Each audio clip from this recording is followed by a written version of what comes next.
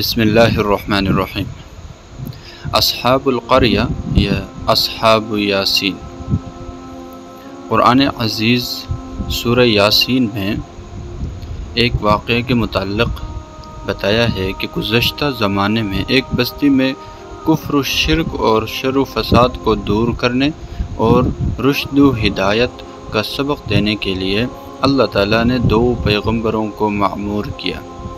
انہوں نے اہل قریہ کو حق کی تلقین کی اور صراط مستقیم کی جانب دعوت دی، لیکن بستی والوں نے ان دونوں کو جھٹلایا۔ تب ہم نے ایک ہادی کا اور اضافہ کر دیا اور وہ 3 مل کر ایک جماعت ہو گئے۔ اب ان تینوں نے ان کو یقین دلایا کہ بے شبہ ہم خدا کے بھیجے ہوئے ہیں، مگر انہوں نے نہ مانا اور ان کا مذاق اڑایا کہ تم بھی آدمی ہو اور ہم بھی آدمی، پھر تمہارے اندر وہ کون سی عجیب بات ہے کہ تم پیغمبر بنا دیے گئے؟ یہ سب تمہارا جھوٹ اور تمہاری سازش ہے۔ انہوں نے کہا کہ خدا اس کا شاہد ہے کہ ہم جھوٹے نہیں، وہ دانا و بینا اس کو خوب جانتا ہے، مگر تم پھر بھی نہیں مانتے، تو ہمارا کام اس سے زیادہ کچھ نہیں کہ خدا کا پیغام تم تک پہنچا دیں اور راہ حق دکھا دیں۔ بستی والے کہنے لگے کہ ہم تو تم کو منحوس سمجھتے ہیں کہ تم نے خواہ مخواہ ہمارے یہاں آ کر گڑبڑ پیدا کر دی، اور اگر تم اس سے باز نہ آئے تو ہم تم تینوں کو مار ڈالیں گے یا سخت قسم کی تکالیف میں مبتلا کر دیں گے۔ انہوں نے جواب دیا، خدا کی نافرمانی کر کے نحوست تو تم خود اپنے اوپر لا چکے ہو۔ اس سے زیادہ نحوست اور کیا ہو سکتی ہے کہ تم نصیحت اور خیر خواہی تک کو قبول نہیں کرتے، بلکہ اور زیادہ حد سے گزرتے جاتے ہو۔ بستی کے آخری کنارے پر ایک نیک مرد رہتا تھا۔ اس نے جب سنا کہ بستی والے خدا کے رسولوں کو جھٹلا رہے ہیں اور طرح طرح کی دھمکیاں دے رہے ہیں، تو عجلت کے ساتھ وہاں آ پہنچا جس جگہ یہ گفتگو ہو رہی تھی، اور کہنے لگا، اے قوم، خدا تعالیٰ کے پیغمبروں کی پیروی کرو۔ ان مقدس لوگوں کی پیروی سے کیوں منہ موڑتے ہو جو تجھ سے اس خدمت کا حق نہیں، کوئی معاوضہ نہیں مانگتے؟ ہدایت یافتہ انسان ہے، بتاؤ میں کیوں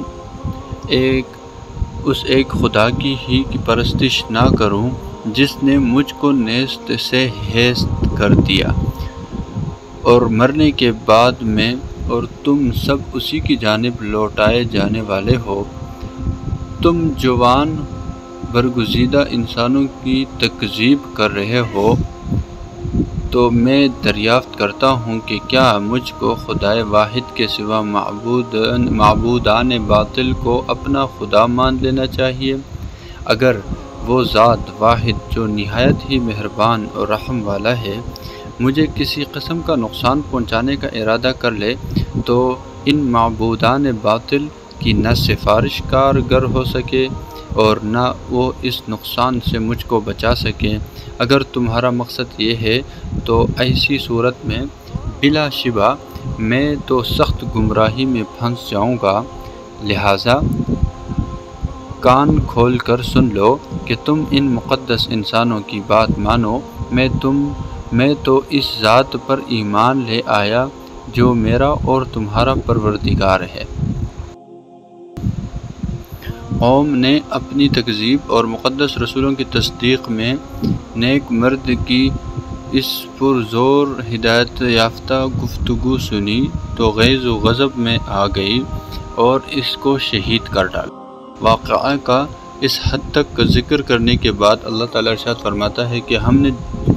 جرأت حق کی جزا میں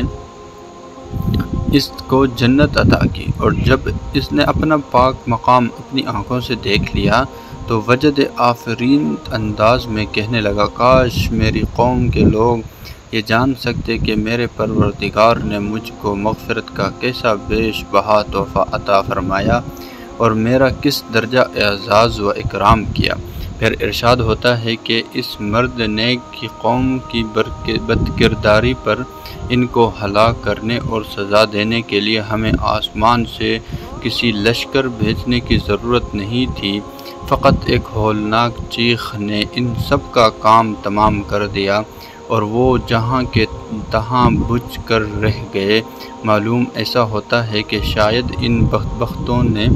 خدا کے رسولوں کو بھی شہید کر ڈالا تھا، جیسے کہ انہوں نے ان کو دھمکی دی تھی، اور اگرچہ قرآن عزیز میں مذکور نہیں، مگر اس مرد شہید کے ذکر کے بعد چونکہ ان رسولوں کا کوئی ذکر نہیں ہے، اس لیے قرینہ یہی شہادت دیتا ہے۔ اصحاب قریہ اگرچہ مشرک اور بت پرست تھے، مگر ان میں مذہب حق کی کچھ جھلک موجود تھی اور ان کے یہاں رحمان کا تصور پایا جاتا تھا۔ کیا عجب ہے کہ بمصداق آیت کوئی قوم ایسی نہیں کہ جہاں ہمارا نذیر نہ پہنچا ہو، اور وہ اس دعوت سے قبل عرصہ تک کسی پیغمبر صادق کے پیرو رہے اور آہستہ آہستہ زمانہ دراز کے بعد شرک میں مبتلا ہو گئے ہوں۔ ہدایت و ضلالت کے معاملے میں ہمیشہ سے اہل باطل کا یہ عقیدہ رہا ہے کہ اللہ کا پیغمبر انسان نہیں ہونا چاہیے، بلکہ کسی مافوق الفطرہ ہستی کو رسول اللہ ہونا چاہیے۔ اس لیے قوم نوح سے لے کر محمد صلی اللہ علیہ وسلم کی امت دعوت تک ہر ایک گروہ نے سب سے پہلے اسی پر تعجب یا نفرت کا اظہار کیا کہ یہ کیسے ممکن ہے کہ ہماری ہی طرح کا انسان اور لوازمات بشری کا محتاج انسان خدا کا پیغمبر ہو۔ چنانچہ اصحاب قریہ کی طرح محمد صلی اللہ علیہ وسلم سے مشرکین مکہ نے بھی یہی کہا۔